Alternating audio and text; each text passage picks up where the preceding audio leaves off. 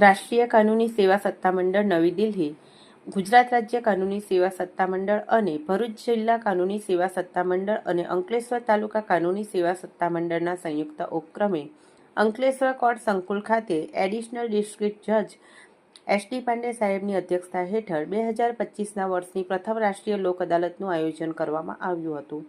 આ લોક અદાલતમાં મોટર અકસ્માત વળતર કેસ, સમાધાન લાયક ક્રિમિનલ કેસો, દીવાની દાવાઓ, ફોજદારી કેસો તેમજ મેટ્રિમોનિયલ કેસો સાથે ડીજીવીસીએલ અને બેંકો સહિતના વિવિધ કેસો મળી કુલ 3,292 જેટલા કેસો મૂકવામાં આવ્યા હતા.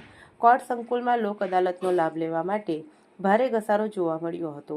લોક અદાલતમાં Ankleshwar bar association, court staff અને ન્યાયાધીશોએ સેવા આપી હતી. લોક અદાલતના માધ્યમથી નાગરિકોનો સમય, વકીલ ફી તેમજ અન્ય આવવા જવાની ધક્કા પણ બચી જતા હોય છે. સાથે તાત્કાલિક ન્યાય મળી જતો હોય છે. ઉપરાંત નામદાર કોર્ટ પર કેસોનું ભારણ પણ ઓછું થતું જાય છે. આજરોજ આ વર્ષની પહેલી લોક અદાલત નેશનલ લોક અદાલત રાખવામાં આવેલ છે, જેમાં matrimonial dispute, money suit, એમએસસીપી, electricity, negotiable instrument act વગેરે કેસો રાખવામાં આવેલ છે. તેમજ કમ્પાઉન્ડેબલ ક્રિમિનલ કેસીસ પણ રાખવામાં આવેલ છે. આમાં ટોટલ 3292 કેસ આજની તારીખે હાથ ઉપર લેવામાં આવેલ છે, જેમાં મહત્તમ ફેસલ થાય એવી શક્યતા રહેલ છે.